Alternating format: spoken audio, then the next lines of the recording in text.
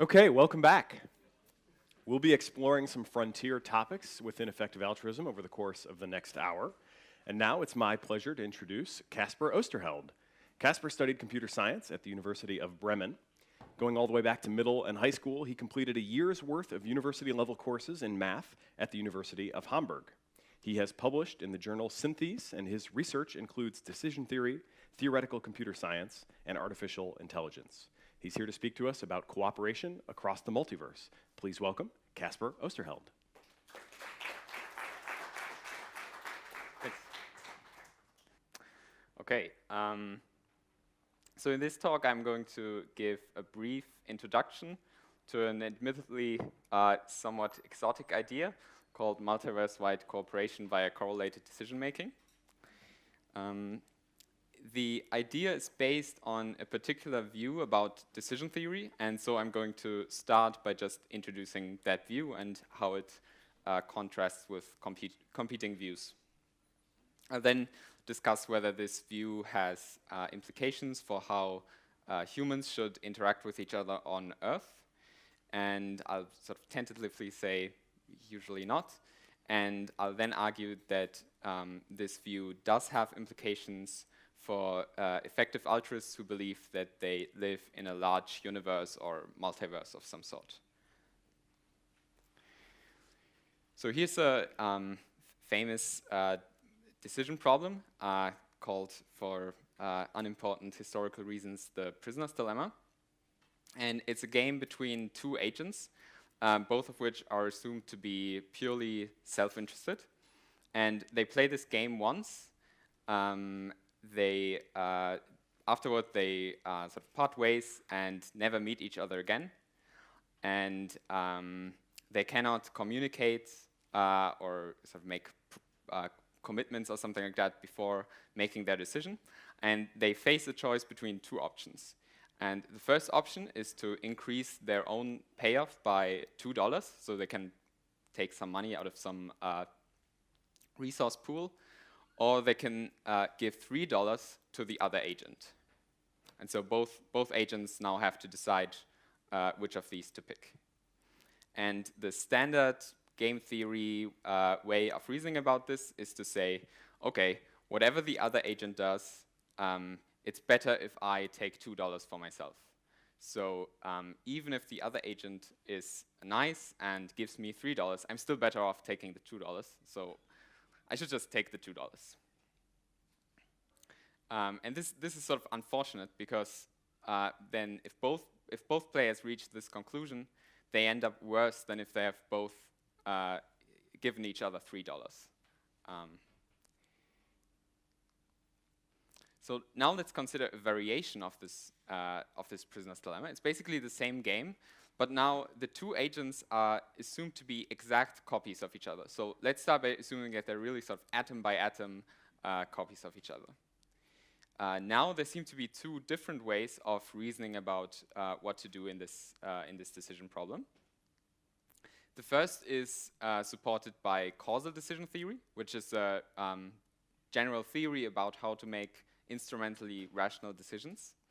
And basically it just says that you should reason about this problem in the same way that you reason about the problem against the prisoner's dilemma against a non-copy of you.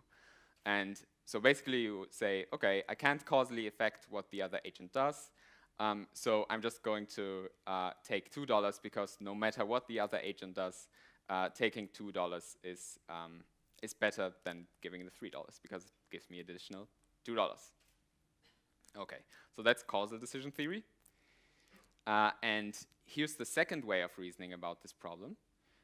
So you could say, if I take $2 for myself, then my copy will also, because they're an exact copy of me, take $2 for themselves.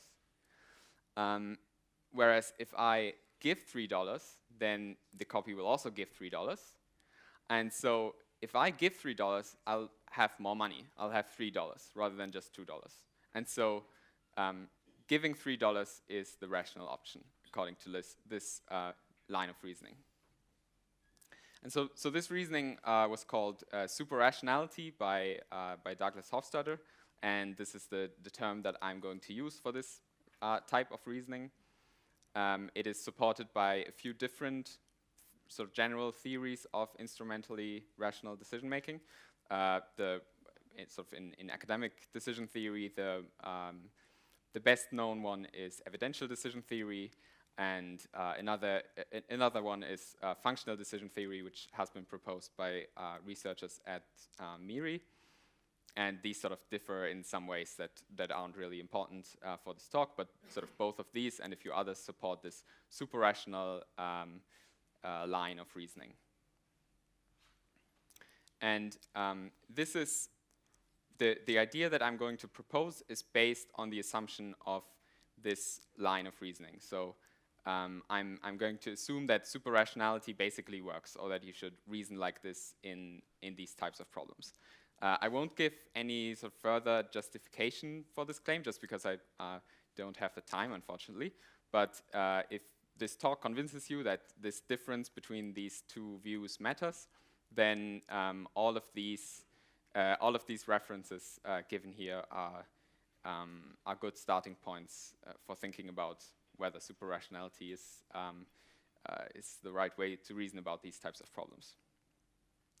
I should also mention that superrationality not only works in cases of playing against an exact atom-by-atom copy of you. So imagine you play against a copy of you that has slightly different childhood memories. Then if these childhood memories don't affect the way you reason about this type of decision problem, then superrationality, so the superrational line of argument would still work. So you would still say, okay, if I give the $3, then the other version with a slightly different childhood memories would also almost certainly still give the $3, and so that gives me a higher payoff.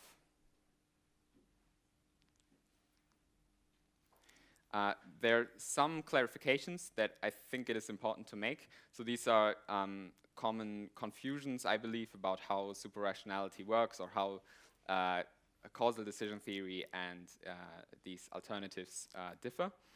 So the first is that superrationality is not about caring intrinsically about others. So the idea is not that the other agent gains more by these $3 than I gain from getting $2.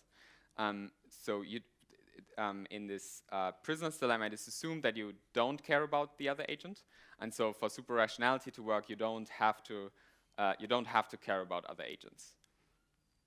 So that's kind of not the point of superrationality. The point is that by giving $3, you get more for yourself.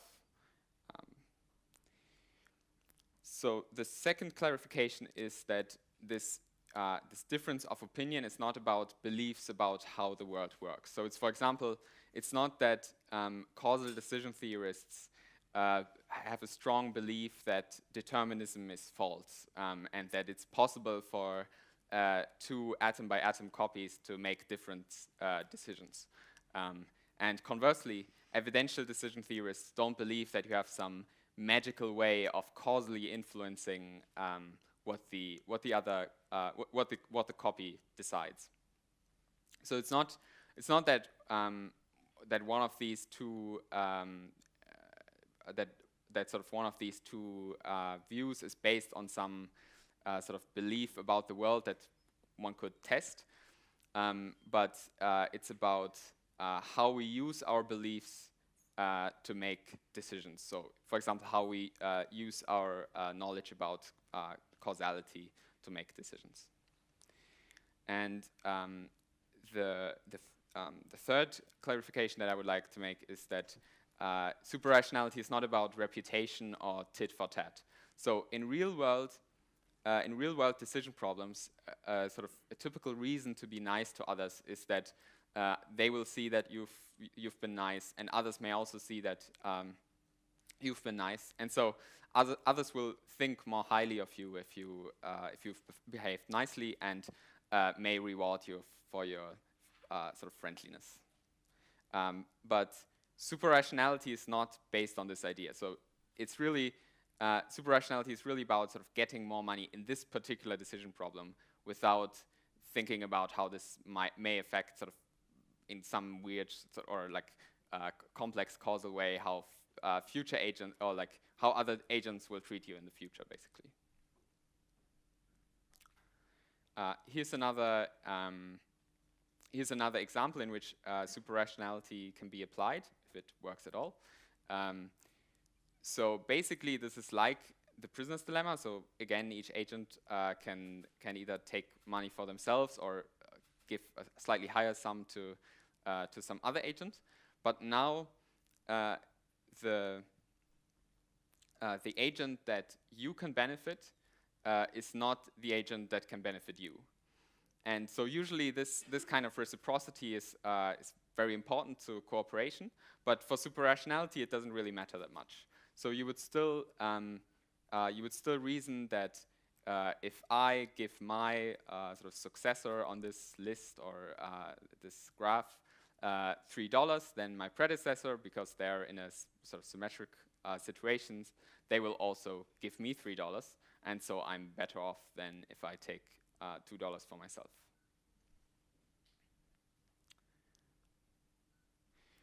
Okay, so this was the short introduction to superrationality and sort of this reasoning about the prisoner's dilemma and these two views. Now the natural question to ask seems to be: does this matter? Are there any situations where you sort of actually would make a different decision if you believe that superrationality works? I mean, like all these versions with exact copies are like pretty hypothetical, and so yeah. So why care about this difference? And so first, I would like to discuss the question of whether this difference matters for how humans should interact with each other on Earth. And this is a question that has been discussed quite a bit by academic decision theorists. And one fairly extreme position on this question has been defended by Gary Drescher. And he argues that a wide range of altruistic behaviors can be justified with superrationality purely on the basis of self-interest. And so here's the idea. So imagine you see someone drowning, and you're purely selfish, and you could now save this person from drowning, but doing so would waste time, and it would ruin your clothes or whatever. And we also assume that there are no laws that sort of force you to help that person, and so on. Then usually one would say, okay, if one is self-interested, one shouldn't save that person. But now Drescher would argue that if you now save this person, you make it more likely that when others are in similar situations, they would also make sort of the same decision and help people who are in desperate need of help. And there's some chance that sometime in the future you will be sort of in this position in which you need desperate help. So if you might be drowning or something like that. And so by helping that person, you make it more likely that you will be helped in these kind of situations. And because it is more important to be safe from drowning than it is to not ruin your clothes, you should save that person purely on the basis of self-interest. I think this is a quite interesting line of argument, but I don't think it's actually very persuasive in the real world. And the reason is that if you think about these kinds of situations, so about the problem of whether to save someone from drowning or not, with this weird superrationality stuff that very few people have thought about, then you think about this problem in a very different way than most others. So it may be wrong to assume that you saving this person now sort of actually makes it more likely that others will save you when you're in such a situation. Another decision problem that is typically discussed as a case in which superrationality may matter is the paradox of voting. So the paradox of voting makes the point that for egoists it isn't really prudent to vote in large elections, And the reason is that the probability that their vote will affect the outcome of the election is just very small. And even if this unlikely event occurs in which their vote determines the outcome of the election, the impact on their welfare is so small that in expectation the effect or the value of voting is very small, and probably smaller than the opportunity costs of going outside and so on. But now, a super rationalist would argue that this is kind of the wrong way to reason about how the wrong way to reason about this kind of situation. So they would say you should also take into account that if you don't vote, others who reason about the decision whether to vote or not in the same way that you reason about it would also not vote. And it may be that this the fraction of people in the electorate who reason about this decision in the same way that you reason about it is small, but because the number of people who are eligible to vote is so large in at least some elections, it seems quite plausible to assume that some people will reason about this question in the same way that you reason about it. And so super rationalists would say you should take that into account. So here we have a situation in which it seems quite plausible that super rationality at least implies that you should think about a situation differently. It's not that clear whether it actually implies a different decision. So for one, it might still be that for the reasons that I outlined before, the fraction of people who reason about this type of situation in the same way that you do is so small that it's still extremely unlikely that whether you vote or not makes a difference. And also, it's not really clear what parties or candidates these other people vote for. So it could be that if you vote, there's a significantly higher number of votes overall, but it's unclear in which direction you push the outcome of the election. Nonetheless, I think that the paradox of voting, or this decision problem of voting in large elections, and the suggestion that superrationality matters in this case, is interesting because it uses a particular trick for making superrationality relevant. And that trick is we make the set of agents who face a particular decision problem so large that it is basically guaranteed that some of these will reason about the problem in the same way that I reason about the problem. And so I think it's interesting to think more about how whether there's other versions or other applications of this trick that lead to situations in which superrationality is really clearly relevant. And this is why I think superrationality matters, especially if you believe that you're in a large universe or a multiverse of some sort.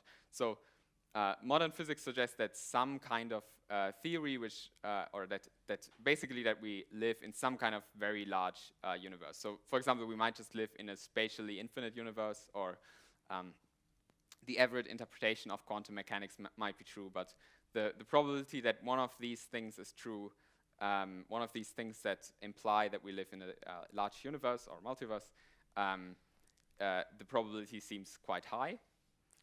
And if we live in such a large universe, it is basically guaranteed that there are many agents and many civilizations and so on, which in turn basically guarantees that there are many agents who reason about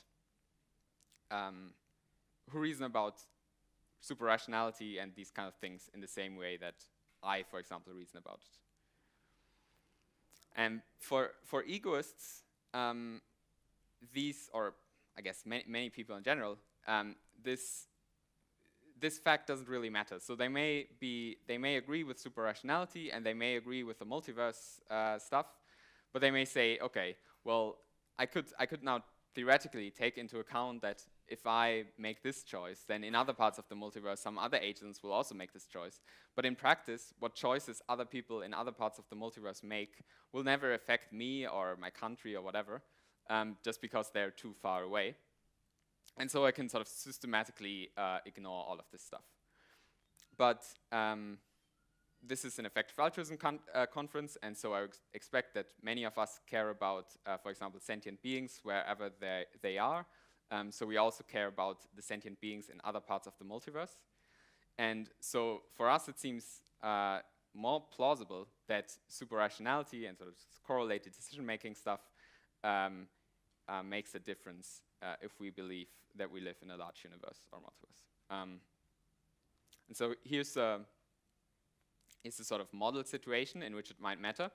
So imagine you're, just for concreteness sake, a classical utilitarian, so you have this sort of particular value system, and for some reason you're in a situation in which you're in a particularly bad position to optimize for your own values. So for some reason you just can't do this very well right now.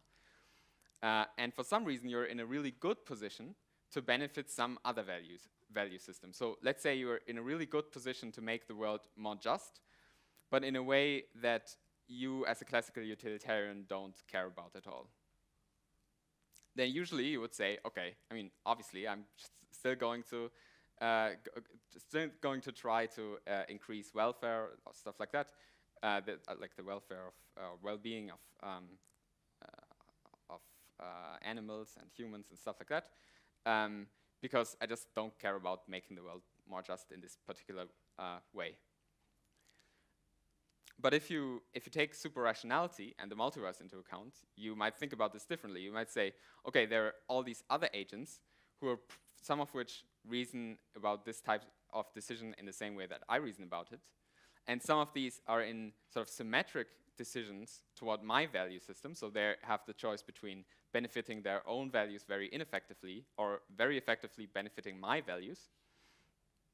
And then it's maybe better if I make my world more just, even though I don't really care about this particular intervention, to make it more likely that in other parts of the multiverse, other people will take the really effective classical utilitarian interventions.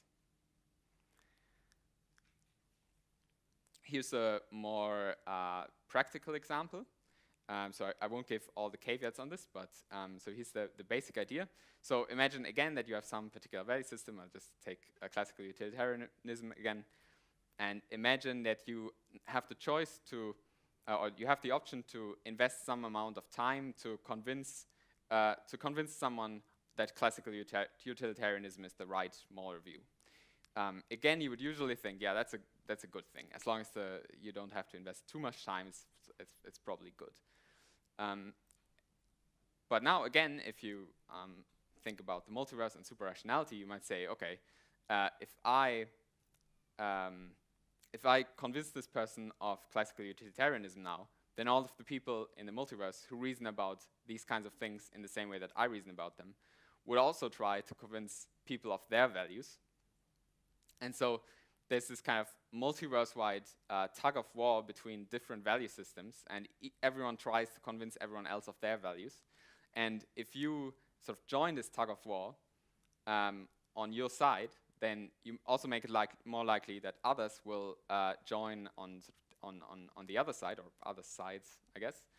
And so joining this tug of war just means that there's sort of overall more pull on this rope, but it doesn't pull the rope into any particular direction that you could predict. And so it becomes, at least some forms of moral advocacy become less attractive for this reason. Okay, so obviously there's a lot more to say about this, and there's, if you're interested, you can go to foundationalresearch.org/MSR. So there are a few other introductory resources on this idea, and also some in-depth discussions about particular objections and what practical implications all of this has. Yeah. Thanks.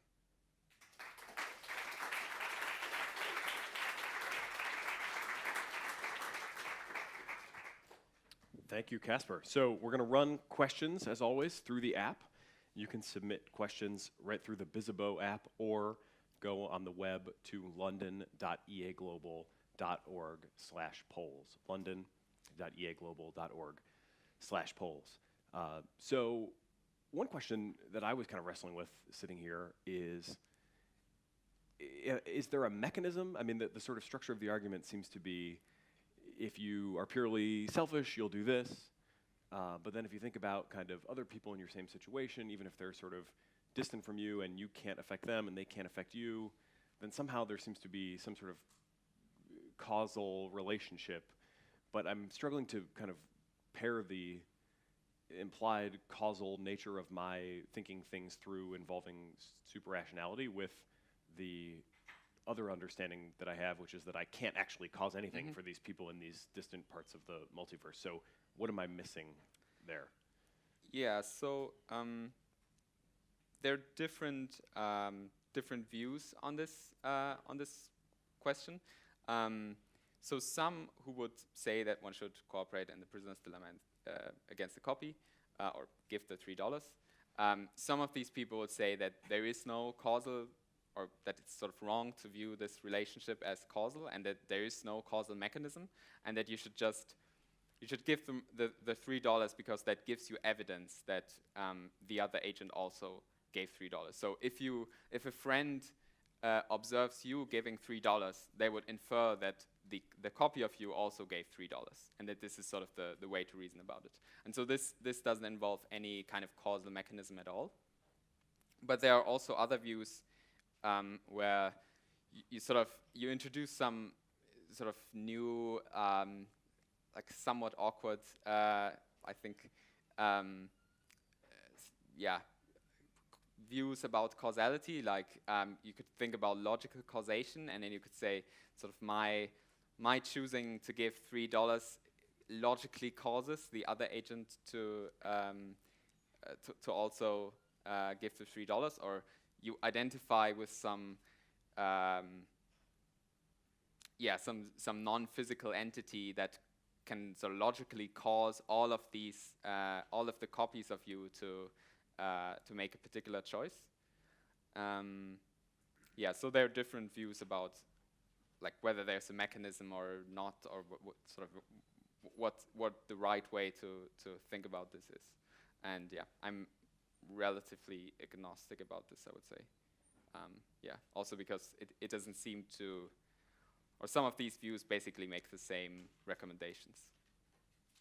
Is there a role for free will in this? I mean, I think probably most of us have some inclination to believe determinism would be true, but this again seems to sort of say, okay, you're kind of thinking of it, and there seems to be this sort of middle moment where you have the freedom to choose, and if you choose a certain way, then things will happen another way. So just my free will alarm is going off in a major way. Am I missing something there, or does this sort of imply some role of truly free will?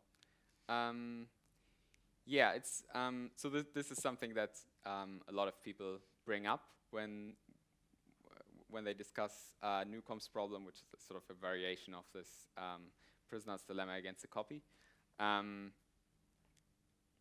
So I think basically that, so I'm a compatibilist, so I say I believe that determinism is compatible with free will.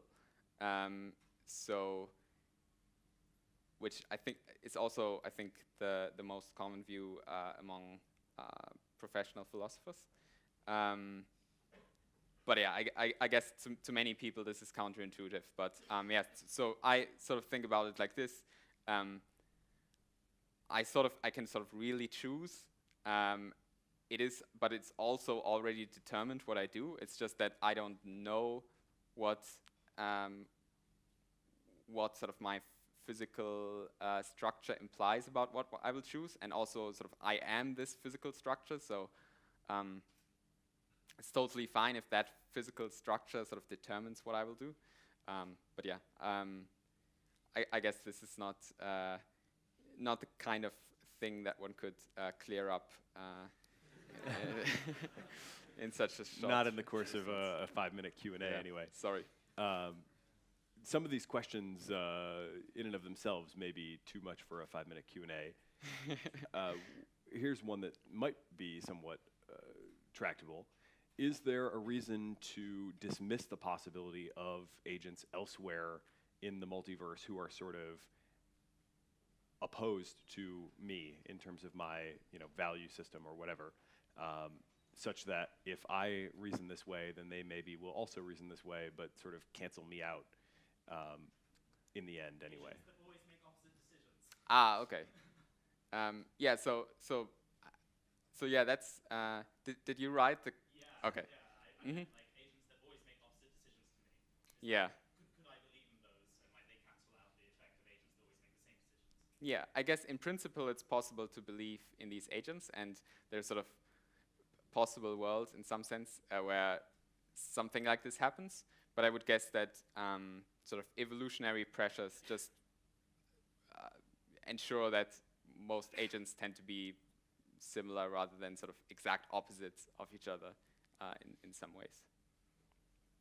Building on your mention of natural selection, one questioner asks, wouldn't evolution by natural selection select for heuristics that lead to superrationality without necessarily explicitly reasoning about it? I guess that sounds a little bit like group selection, but that may not be quite the right interpretation of the question. Yeah, it's a good point, and in principle, evolution does select for these kind of, or like at least some sort of limited version of superrationality. I guess the reason why we don't really, or I mean, a lot of people have the intuition that one should cooperate in a prisoner's dilemma against a copy, so it's not clear to, and some decision theorists even argue that a lot of our cooperative intuitions are sort of related to superrationality. I personally think that on Earth superrationality just usually doesn't matter, and so we don't really have any explicit intuitions for it. So, for example, on Earth there's a lot of sort of tit-for-tat based cooperation where yeah, I scratch your back and you scratch mine and stuff like that. This kind, like, seems superrationality might just be, might just not be necessary for, yeah, might not be necessary given that there are these other more reliable, I guess, options to ensure cooperation. So we're just about out of time. Won't be able to get to all the questions, but you'll be at office hours, so yes. Those that didn't get the questions asked can come ask them directly. One more for now. The questioner asks, it seems like accepting the superrationality view that you've presented would lead almost exactly to a sort of Kantian ethical system where people sort of universalize their maximum. Looks like you agree. Yes, so like, in a way, I guess. So Drescher also makes this point that basically superrationality sort of leads to Kantian ethics. Yeah, I guess one can view it that way. Yes, it's a good point. Where can people follow you online to learn more from you? I have a blog, Caspar-Oesterheld.com, or Caspar Oesterheld, or whatever. Yeah, like you can subscribe to that if you're interested. I sometimes post about decision theory and sometimes about multiverse-wide superrationality and sometimes also about somewhat other unrelated stuff, though mostly about EA-related topics. Thank you. How about a warm round of applause for Caspar Oesterheld?